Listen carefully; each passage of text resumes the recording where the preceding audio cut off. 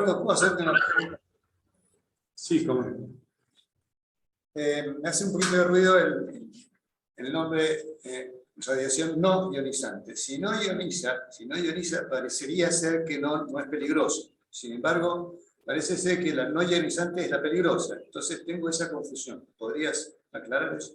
Muy buena la confusión, porque también yo la veo, la confusión. Si no es ionizante, cualquiera puede pensar que no es, que no es letal o que no es maligno.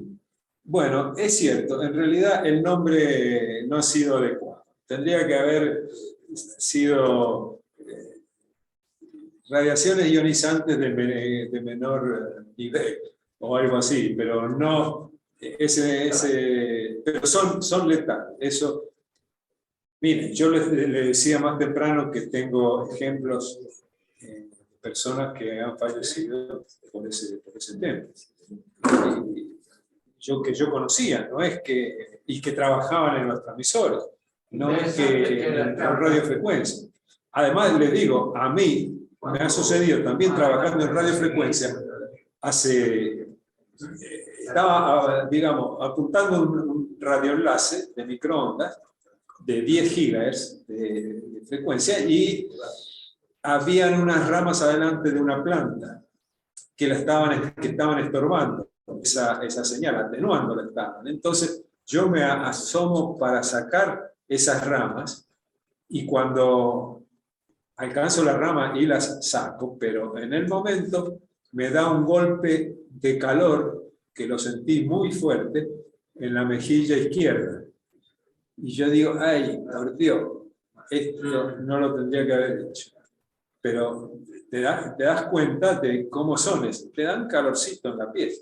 En suma, pero habré estado 1 segundo o 2 segundos. Me salí obviamente corriendo y diciendo que negligente que fui, porque no lo tendría que haber hecho. Esto es lo que son las radiaciones no ionizadas. Está con la mano levantada Victoria. Adelante, Victoria. Sí, tenía algunas dudas. Por ejemplo, al principio vos empezaste hablando por ahí de conexiones vehículo a vehículo, V2X, el acrónimo. Yo me preguntaba por qué hablan de vehículos y no de móviles o de dispositivos. Después yo vi en un cuadro más adelante que vos hablabas además de dispositivo a dispositivo, porque me parecía vehículo, me parecía muy específico. Yo creo que tendría que ser de móvil a móvil la conexión, ¿no? Sí, correcto. Lo que tú dices es correcto. Yo utilicé la palabra vehículo porque estaba en el original en inglés. De acuerdo. Sí. Solamente por ese motivo, sí. Pero significa auto o auto a colectivo o auto tranvía o tranvía tranvía. Ese tipo de cosas. Móvil a móvil será, porque en realidad mobile to mobile sería más. Sí. Roberto, una cosa, vos hablabas por ahí de las zonas de frecuencias que se usan para subida de datos y para bajar datos, ¿no? Y yo me preguntaba, porque una cosa muy vieja, pero que yo como desconozco, no sé por qué, estos sistemas ADSL que tenemos nosotros, que tienen distintas velocidades de subida y de bajada de datos, ¿a qué se debe, digamos? Eso no tiene era... que ver con la charla tuya de hoy, pero como vos conocés esto... Sí, pero yo me salté todo eso, ahora que estamos más modernos, esa parte no la recuerdo. ADSL sé que asincrónico. Claro, pues la velocidad de subida es más baja, más pequeña que la de bajada, ¿no? Y yo me preguntaba a qué se debía. Asincrónico en vez de sincrónico. Sí. Lo que No, pasa es... Sí, no. Bueno, no importa, no. Y la última pregunta, vos hablaste por ahí de unos dirigibles, digamos, que se usan en lugar de satélites a baja altura como para poder, digamos, reflejar las ondas y todo eso, ¿no? ¿Esos cómo son? ¿Tienen alguna propulsión? Digamos, son dirigibles que tienen, bueno, un gas liviano, o sea que están flotando, no precisan un motor para estar arriba, pero deben estar situados con algún motorcito que los ubica en un lugar que no se mueva, ¿no es cierto? Así sí, correcto. de la Tierra, ¿no? El tema es así, que no se mueva. Tiene que estar lo más fijo posible en el aire. Y sí, las tienen esas maquinarias. Y hay una suerte de drones, para decir algo que conocemos, pero que son grandísimos, inimaginablemente grandes, no son los drones que conocemos de acá en tierra, y que están manejados para moverse en el espacio en función de las coordenadas que están, como apuntar una antena satelital de tierra con o de satélite a tierra.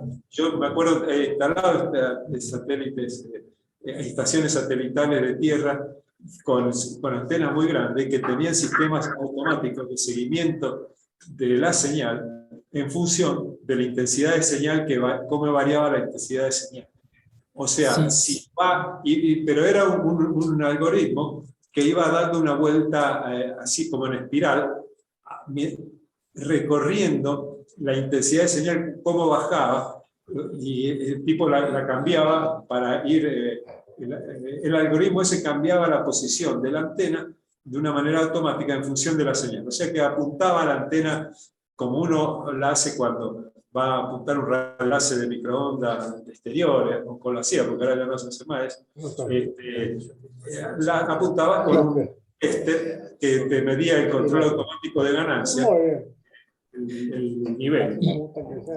Claro, y la energía, Roberto, la toman del sol, digamos, porque si no, ¿cómo hacen para proveer el combustible para eso, digamos, ¿no?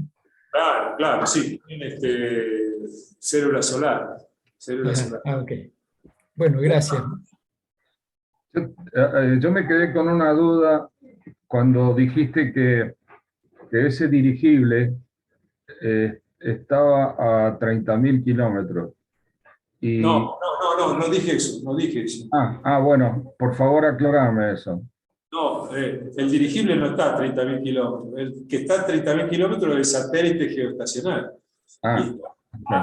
¿Por qué está a 30.000 kilómetros el satélite geoestacionario? Porque hay 3 satélites geoestacionarios para cubrir toda la Tierra. Cubren 120 grados cada uno de los satélites, que son 360 grados. Entonces, con un sistema de 3 satélites geoestacionarios, cubrís toda la Tierra.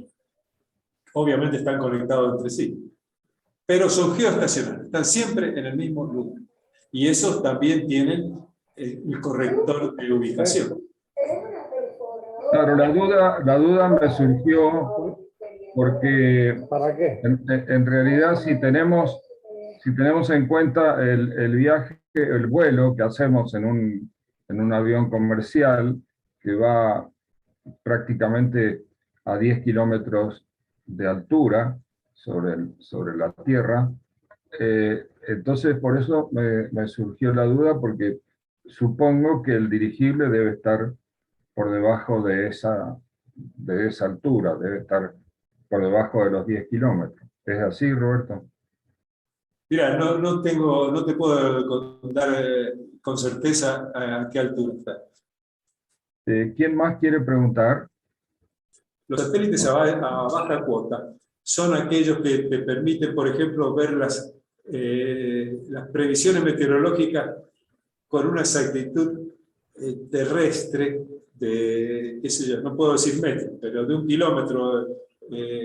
La meteorología en Mendoza con la meteorología de Luján son distintas. Y esos lo hacen, entre otras cosas, los satélites a baja cuota. Entonces, hay un link, y los satélites a baja cuota se ven de noche, porque se ven como estrellitas, y que van los satélites a diversa distancia entre ellos. Digamos, por ejemplo, 10 satélites, vos los ves a una distancia que no te lo puedo precisar con mi observación desde la Tierra, pero se ven distintos y van girando y se van perdiendo en el horizonte. Te dura, digamos, 5 minutos la presencia de esos satélites a tu vista, y entonces, pero es muy interesante hacerlo, porque es una ecuación que necesita dónde estás parado vos, porque puede estar parado en Buenos Aires y los satélites que se ven en Mendoza no se ven en Buenos Aires, o se ven a una hora distinta. Tengo una pregunta para hacer. Adelante. Roberto, me quedé pensando en la altura de las antenas y la parte del lóbulo principal de radiación que se considera en amarillo, digamos, ¿no es cierto? La parte peligrosa. Entiendo que en las ciudades con muchos edificios, caso de Buenos Aires, como Córdoba, etc., donde hay mucha superficie cubierta con edificios de alta estatura, la lógica es que las pongan por encima, sobre los edificios, obviamente, no por entre medio porque va a atacar a las personas. ¿Cómo es la normativa ahí más o menos en cuanto? Porque también hay un conflicto, se me ocurre pensar que hay gente que a lo mejor se opone a que le coloquen una antena sobre el propio edificio donde vives, ¿no? ¿Cómo es eso? Si es que está a tu alcance. Bueno, dividamos el tema en dos. Los transmisores de alta potencia, que son los de televisión y radio, difusión, de FM, o los teléfonos. Las que más introducen radiación no ionizante son los canales y las radios FM, porque son de mayor potencia. Mientras que una célula, un celular, un transmisor de una célula estará en 20 milivatios, una cosa así, mientras que el otro está en 20 kilovatios, el de la televisora. O sea que el procedimiento es el mismo, solamente que los límites están fijados y se tienen que cumplir. Yo no sé cómo hacen en Buenos Aires, deben estar complicados. Es más, yo siempre pensé, desde que empiezo a conocer el tema de las radiaciones no ionizantes, que, por ejemplo, ahí vivir cerca de Alas, me gustaría medir primero, antes de mudarme cerca, medir las radiaciones no ionizantes. A eso, digamos, podría llamar a la Universidad Tecnológica Nacional, que hace esos servicios, a que los miren. Pero sí, tampoco quise meter mucho el dedo en el ventilador, porque los colegas de Buenos Aires se pueden enojar. Y como yo no estoy cerca de una radiación no ionizante emitida por ellos, no estoy muy preocupado. Pero seguramente el ENACOM tiene que tener la responsabilidad, y las tiene, porque yo he visto unidades móviles para medir las radiaciones no ionizantes, pero hace unos años ya, no sé si seguirán, que tienen que andar por la calle. Y en Italia también yo lo veía andar por la calle, las unidades móviles de radiaciones no ionizantes. Y nosotros mismos tenemos, yo tenía un instrumento y las medía yo, porque quería estar seguro de que no estaba haciendo daño a nadie.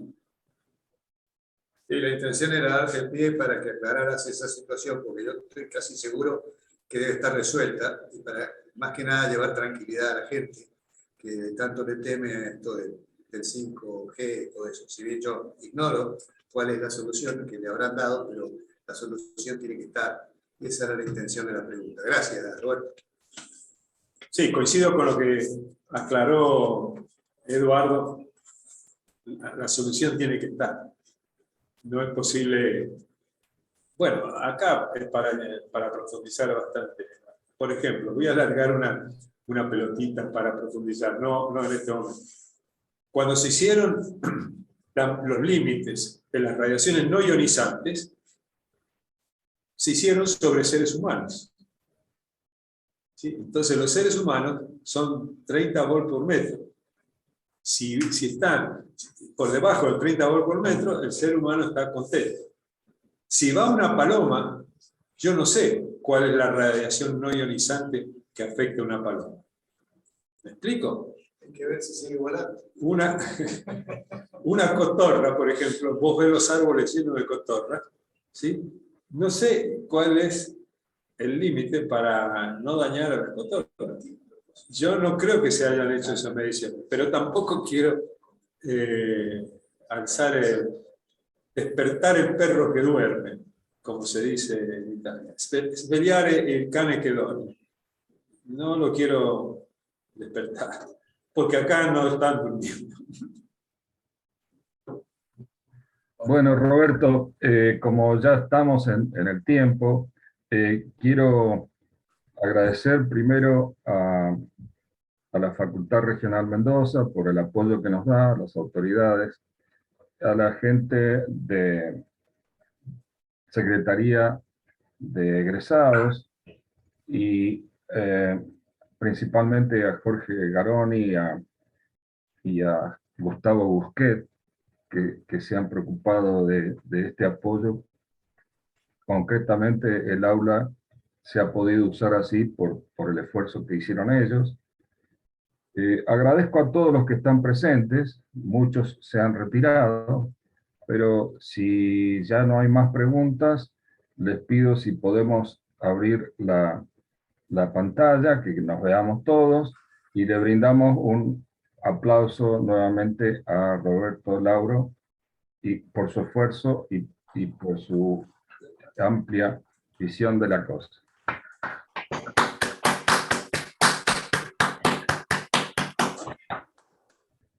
Bueno, que tengan buen fin de semana. Espero que nos veamos el viernes próximo y los saludo a todos. Gracias Roberto, gracias a todos, buenas tardes y buen fin de semana.